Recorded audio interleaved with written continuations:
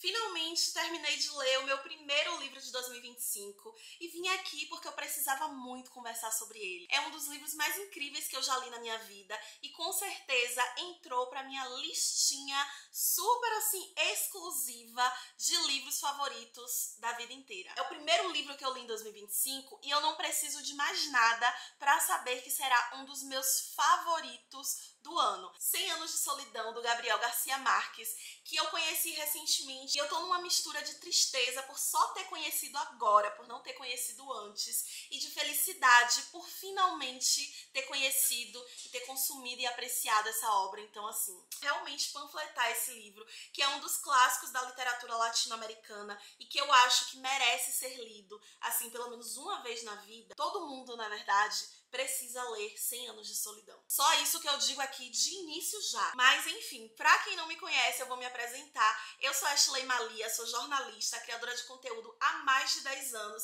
e estou aqui no YouTube pra conversar sobre as coisas que eu amo, sobre os meus hobbies. Então aqui vocês vão ver conteúdos sobre livros, sobre o scrapbook e também muitos vlogs de rotina, de viagens, de passeios, coisas que eu estou fazendo por aí. Enfim, eu amo conversar com vocês, então meu canal é um pouco dessa mistura louca que forma euzinha Ashley Malia de cabelo rosa natural. Eu fui assistir a adaptação da Netflix de 100 Anos de Solidão, e aí eu não sabia que se tratava de uma adaptação, eu já tinha, visto a sinopse, a história e tudo mais, mas eu não sei, deve ter me passado, assim, em relação ao fato de ser uma adaptação, e não prestei atenção nisso, né? Então eu comecei a assistir a série achando que se tratava apenas de uma obra audiovisual, mas aí logo no primeiro episódio eu fiquei completamente apaixonada pela narração, porque a série ela é narrada, né? Ela tem realmente um narrador ali falando com a gente o tempo inteiro, e eu falei assim, nossa, isso parece um livro, parece que veio de um livro, tipo assim, cara, é muito louco o quanto eu realmente pensei isso em muitos momentos que eu tava assistindo a série. E eu comecei a assistir sem pesquisar absolutamente nada sobre a história. E às vezes eu faço isso com algumas séries que eu assisto. Então, assim, só comecei a assistir 100 Anos de Solidão. Me apaixonei pela narração e falei, cara, isso parece um livro. Tipo assim, a narração é tão bem feita, tão incrível, que não tem como não ter um livro disso aqui. Passou essa ideia, não fui pesquisar sobre nada, porque eu também tenho medo de tomar spoiler, e fui assistindo a série, eu terminei bem rápido. Quando eu fui pesquisar, realmente se tratava de uma adaptação. E eu fiquei assim, nossa, realmente, se isso é uma adaptação, só pode ser adaptação de um livro muito bem escrito. E eu não estava errada, gente. No finalzinho de 2024, ali no final de dezembro, eu comecei a ler 100 Anos de Solidão. E aí eu tô considerando o primeiro livro que eu leio em 2025, porque foi bem no finalzinho do ano. E eu realmente passei mais tempo lendo ele em 2025. E, enfim, terminei de ler agora, então já estou contando como uma leitura de 2025. A série é muito bem adaptada, então realmente os trechos que o narrador lia na série, que ele narrava, na verdade, né? Os trechos que ele narrava na série eram realmente lidos, eram absolutamente o texto tirado do livro e posto ali para o narrador ler. Foi absolutamente isso. E eu achei incrível, assim, porque eu identifiquei muitos momentos da história, eu relembrei de cenas que eu tinha visto. E para quem não conhece a história de 100 Anos de Solidão, vou trazer um pequeno resumo aqui para contextualizar vocês. Mas antes eu queria falar, né, para quem ainda não é inscrito aqui no canal, por favor, se inscreve. É muito importante o crescimento aqui no YouTube, né? Eu tô amando produzir para a plataforma e gostaria de produzir muito mais. Então se inscrevam, comentem aqui o que é que vocês estão achando do vídeo. Vamos conversar, porque esse espaço é para isso mesmo. A história de 100 Anos de Solidão é basicamente 100 anos da família Buendia, desde o primeiro casal, né, que formou a família, até o último descendente vivo dessa família, durante 100 anos, literalmente. E a história também trata da criação de Macondo, né, e do desenvolvimento desse lugar ao longo de 100 anos. Ele se transforma em várias coisas e é incrível ver isso ao longo da narrativa. Macondo é uma cidade fictícia que deu a entender, assim, na leitura, que ficava em algum lugar da América Latina, e apesar de o autor ter nascido na Colômbia, né, em nenhum momento tá nítido, né, em nenhum momento é revelado se aquilo é ou não na Colômbia ou em algum outro lugar da América do Sul, da América Latina. Então é um lugar fictício. Começa como uma vilazinha e vai se transformando em outra coisa assim. E é incrível, realmente é incrível ver sobre a criação e desenvolvimento de Macondo. E Macondo, ela tem uma importância muito grande para a história de 100 anos de solidão, porque os personagens, eles são apegados àquele lugar, muitos nunca saíram de Macondo, né? Então, assim, tem uma atmosfera bem legal. Eu acho que eu consegui identificar muito de lugares que eu já visitei, no interior do Brasil, sei lá, no interior da Bahia. A escrita do Gabriel Garcia Marques eu achei simplesmente genial, incrível, assim, incrível, impecável, um dos livros mais bem escritos que eu já li na minha vida. De verdade, gente, de verdade, podem acreditar. É um dos livros mais incríveis que eu já li na minha vida. Logo na série eu já tinha percebido isso, mas você pegar o livro, sabe? E você lê e você vê como ele constrói os acontecimentos, os personagens, toda a narrativa, assim, é tudo muito incrível. Ele escreve muito bem. Eu achei genial, então vários momentos em que eu tava lendo, eu vi alguma coisa que me impactava muito, que me fazia refletir demais, assim, e aí eu cutucava Felipe, eu falava, velho, isso aqui é genial, você precisa ouvir isso. E aí eu lia o livro em voz alta para Felipe. Eu tenho esse hábito como leitora, né, de às vezes eu estar lendo um livro que eu achei muito incrível, alguma cena, alguma coisa assim, e eu ler em voz alta para mim mesma, para ver como aquilo soa nos meus ouvidos. Mas eu nunca tinha feito isso para uma outra pessoa, sabe? Eu nunca tinha lido assim um livro em voz alta para outra pessoa e falar daquela história. E eu me sentia muito empolgada em contar a história para Felipe, sabe? Eu ficava o tempo inteiro falando assim, nossa, e aí aconteceu isso, e aconteceu aquilo, e não sei o quê, porque realmente são muitas reviravoltas, tem muitos acontecimentos, vários dramas familiares, tretas familiares e outras coisas também, fofoca, várias coisas, gente. 100 anos de solidão tem várias coisas. E foi o meu primeiro contato com o realismo mágico, né, que é um estilo literário, é um gênero, enfim, não sei muito bem como se define isso, mas o Gabriel Garcia Marques, ou Gabo, né, vou chamar assim intimamente, que eu sei que é como os fãs dele se referem, como ele é conhecido na Colômbia também, então vamos chamar aqui de Gabo. O Gabo, ele é considerado o pai do realismo mágico, que assim, para quem não sabe o que é aquelas histórias que estão se passando na nossa realidade, né, no nosso tempo, no nosso mundo. Tem vários elementos que categorizam aquela história como uma história que se passa no mundo em que a gente vive, mas tem um quê de magia, tem um quê fantasioso, tem acontecimentos misteriosos, coisas inexplicadas, sabe? E aí, isso me fez lembrar muito de histórias que eu ouvi dos mais velhos, né? De lá de Salvador, de interior da Bahia, enfim, que falavam, tipo assim, todo velho do interior tem uma história de lobisomem.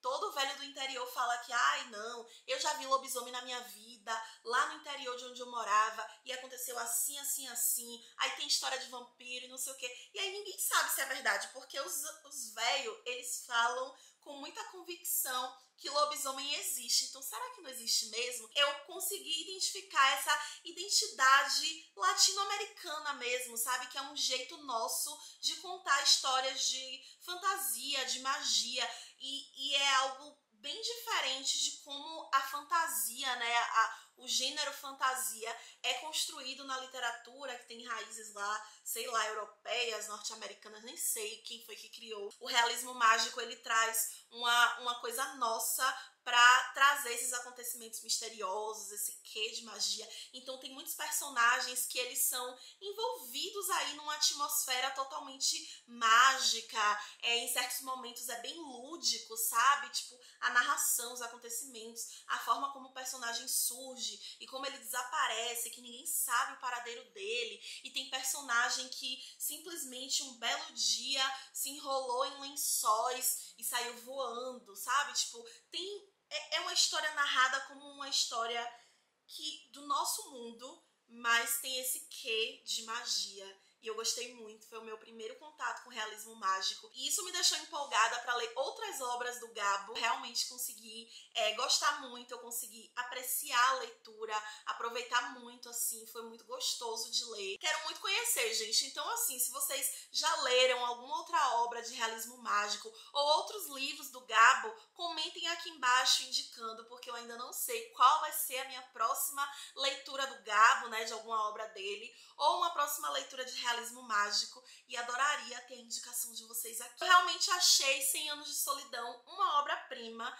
e para quem não sabe, o Gabriel Garcia Marques, ele ganhou um prêmio Nobel de Literatura em 1982, e foi pelo conjunto da obra, né? Então, 100 Anos de Solidão se enquadra aí nessa premiação, né? Do porquê. E assim, depois de ler, eu finalmente entendi que realmente, se esse homem não tivesse ganhado um prêmio Nobel, gente, não sei, assim, seria muita injustiça. O único ponto que me deixou confusa na história foi em relação às repetições infinitas de nomes dos personagens, né? Porque tem ali o casal principal, que é a Úrsula, e o José Arcádio Buendia. Eles formam um casal e tem 2 filhos, que é o Aureliano e o José Arcádio. Então, assim, ao longo da história, os descendentes dessa família, né, eles vão tendo nomes absolutamente iguais uns aos outros,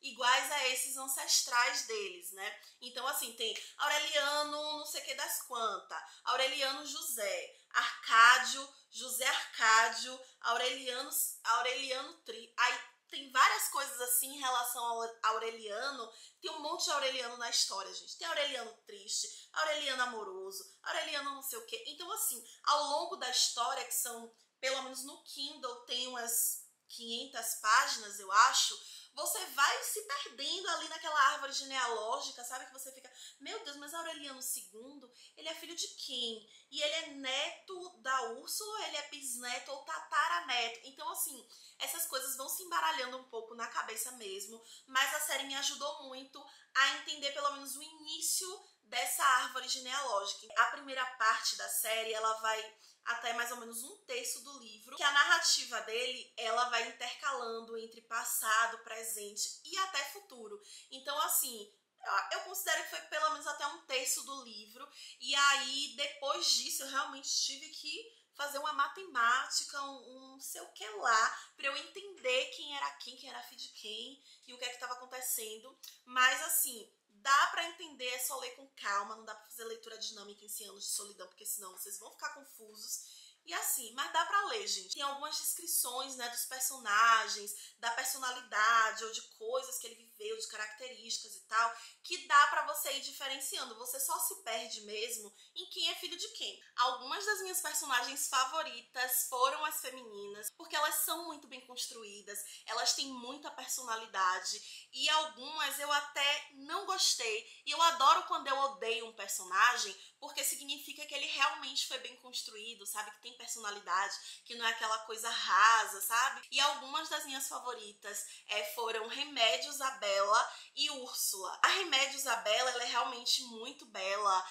é encantadora, assim, tem uma beleza fora do comum, que deixava as pessoas completamente obcecadas e hipnotizadas pela beleza dela. E o que eu mais gostei foi que Remédios, a Bela, ela tem uns comportamentos fora do padrão, sabe? Tipo, fora do convencional. Ela gostava muito de andar nua.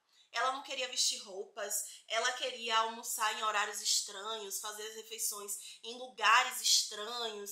Enfim, a forma como ela conversava também tinha um quê de inocência, mas ao mesmo tempo tinha uma coisa assim, meio... não sei explicar, mas tipo, uma atmosfera assim como se ela fosse perigosa, sabe? Eu tô tentando aqui falar sem dar spoiler pra vocês, mas tipo, como se ela fosse um perigo, sabe? Mas ao mesmo tempo trazendo uma inocência. E além disso, eu gostei muito da Úrsula, que foi a minha personagem favorita.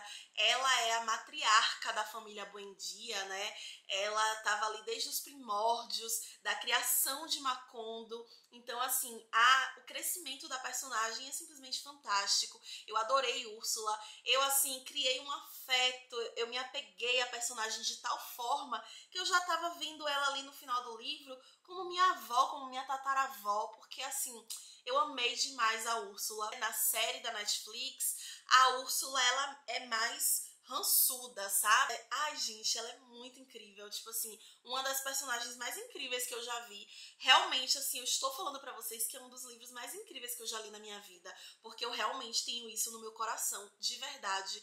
E isso é muito graças à personagem da Úrsula, sabe? Eu amei ela, amei demais. Ela tem um quê de inocência, né? Tem toda a questão do medo dela, dos filhos nascerem com rabo de porco, que é uma coisa que vocês vão entender quando vocês lerem o livro ou assistirem a série, enfim. E essa história do rabo de porco, gente, vai se desdobrando assim que, meu Deus do céu. Tipo assim, velho, explodiu minha cabeça praticamente, sabe? Mas ela tem esse quê de inocência no início e ao longo dos anos ela vai se transformando numa mulher. Ela tem essa aura de respeito. Ao longo do livro ela vai se tornando realmente uma ancestral, sabe? É fantástico, fantástico. E ao longo da leitura eu fui entendendo o porquê o livro se chama 100 anos de solidão, né? Ele vai contar 100 anos da família Buendia e uma das maiores características desses personagens é o quanto eles são extremamente solitários. Eles se relacionam com várias pessoas ao longo da história, várias pessoas da família, né? Elas estão ali vivendo suas vidas, mas uma característica muito forte de todos, gente, de todos os personagens é a solidão. Eles podem se relacionar, se casar, ter filhos, mas ali por dentro eles estão vivendo em solidão. Eu indico muito a leitura para vocês. Eu acho que é uma das indicações que eu mais tenho certeza de que vai valer a pena, que eu já indiquei na minha vida. Então, assim, realmente o livro me trouxe muitas reflexões, não só sobre solidão, né, mas sobre a nossa relação com nós mesmos, com a família, né, a memória de longevidade. Refleti muito sobre isso, sobre existência, sabe? Tipo, meu Deus, o final do livro me deixou completamente estatelada. Eu fiquei em estado de choque, eu fiquei, sabe, tipo, igual a Gil do Vigor no BBB, 10 minutos em completo estado de silêncio imóvel. É muito impactante. Todas as peças daquele quebra-cabeça de 100 anos, ele vai ser encaixado no último segundo do livro. É um livro que definitivamente vale a pena ser lido. Como eu falei pra vocês no início do vídeo, né, esse livro me deixou com muita vontade de conhecer outras obras do Gabo e de conhecer outras obras de outros autores que trabalham com realismo mágico. Eu realmente senti uma identificação, tem uma veia latino-americana mesmo. E é isso que eu tenho pra dizer pra vocês nesse vídeo hoje. Leiam 100 anos de solidão. Leiam Gabriel Garcia Marques. Vou ficando por aqui, mas antes, me conte aqui se você já leu 100 anos de solidão ou se já assistiu a série da Netflix. Eu quero muito saber a opinião de vocês sobre essa obra-prima, sobre essa obra de arte. Quero muito conversar com outras pessoas que tenham consumido essa história, porque eu acho que tem muita coisa pra conversar mesmo, sabe? E é isso, não esqueçam de se inscrever aqui no canal. O crescimento aqui no YouTube é muito importante pra mim. Quero trazer outros conteúdos sobre literatura, sobre hobbies, vlogs, enfim, quero trazer mais conteúdos aqui pra vocês e o apoio é muito importante pra mim. Um grande beijo e até o próximo vídeo.